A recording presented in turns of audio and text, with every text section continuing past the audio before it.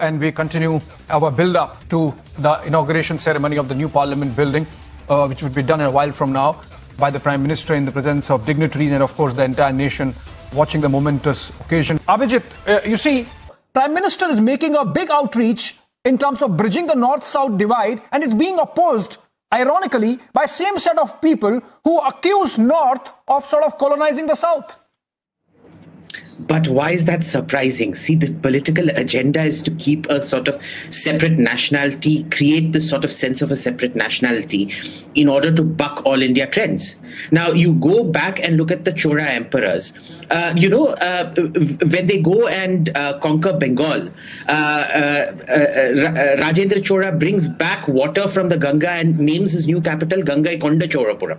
Right, which is one of the 4 great Chora temples out there. So there was always this belief that Tamil Nadu was always part, in those days Chora Mandala was always a part of this Indian cultural whole. So many of the Jyotirlingas and things like that are in Tamil Nadu. So it has always culturally been part of India, which has always been sort of the BJP's platform, that there may be linguistic divisions, there may be idea divisions, but ultimately, culturally, we are the same people. And that is exactly what was done. Just imagine after a few days from now, the Mansoor session of the parliament is going to start. The people who have called that it is a Brahminical, radical Brahminic, from the Brahmins of Tamil Nadu have come and performed the puja of Samajwadi Party, or the Tejasvi Yadavs, the people who have called it's a coffin kind of a design. Just imagine how their MPs will just walk into this massive pride of India, the new parliament building. We have a very contextual guest, I would say, Rajalakshmi Joshi. She's an architect and she joins us live. Ms. Joshi, we have had a tweet from RJD, official Twitter handle of the RJD party, putting a picture of a coffin next to the new parliament building and sort of suggesting that the design looks similar. It's preposterous. It's condemnable that someone in the RJD would think along those lines. But, we have been talking about the old parliament building, the design of which was taken from the Chausat Yogini temple in Morena, Madhya Pradesh, by the architects at that time, Herbert Baker and others. So, this new parliament building, as an architect, what is your sense? What does this design really signify? Good morning, Abhishek. And, this is a very momentous historic day. And this tweet by the RJD is an absolute bad taste. I have absolutely no words to say how low the political discourse has fallen.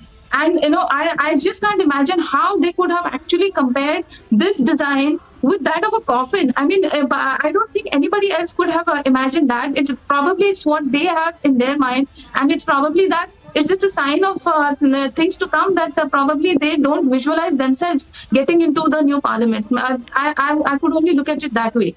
In the early old parliament, it was all as per Victorian standards. It was as per European design. And in fact, even the rituals at that time was as per, their standards. And today what we have, I would say it is more of a Vedic architecture, more of, it's a combination of all things that are Indian actually. So it is actually bringing together all the different aspects from all over India, and it has very beautifully incorporated everything from all across the country. Even in the kind of materials that have been used, if you look at it minutely, each and every corner of India has been covered in the kind of materials that have been used. They are not just green materials, that is eco-friendly materials. There has been a lot of thought to how all these materials are incorporated and in a very beautiful way. So, from the point of view of design, I would say that a lot of thought has been given to all the different spaces, all the different aspects, all the structural aspects,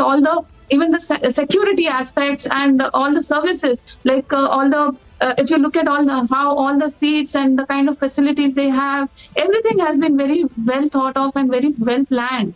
The one very crucial aspect was, in the old parliament building, there were very, grave security concerns, not just from the point of view of, the literal security. I'm talking about even the fire safety and all those kind of hazards also.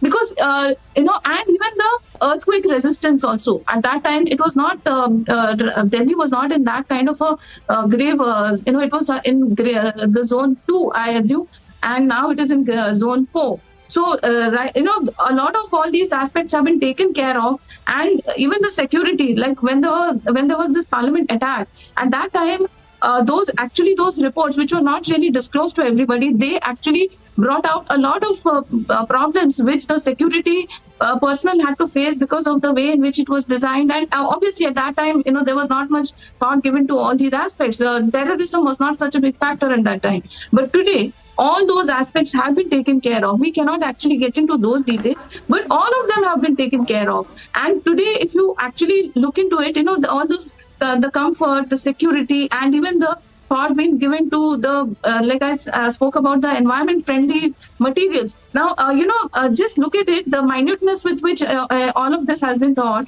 Even the sand that was used, it was not actually sand. It was not the original sand that causes an environmental impact to the riverbed or to the seabed, but this was actually manufactured sand, that is by crushing of stone.